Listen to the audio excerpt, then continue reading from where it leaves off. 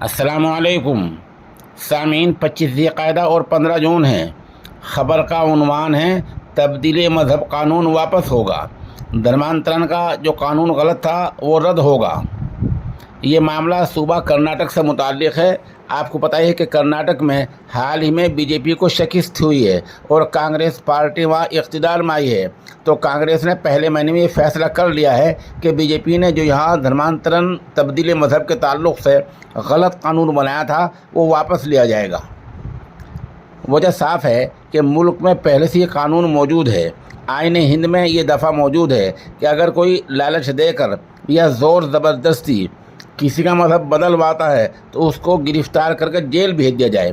کرناٹک سرکار کا کہنا یہ ہے کہ اگر یہ قانون موجود ہے تو پھر نئے قانون کی ضرورت کیا پڑ گئی ہے۔ یہی وجہ ہے کہ بی جے پی نے وہاں جو پہلا قانون دھرمانترن کا تبدیلی مذہب کا بنایا تھا اس کو موجودہ کانگریس نے رد کر دیا ہے۔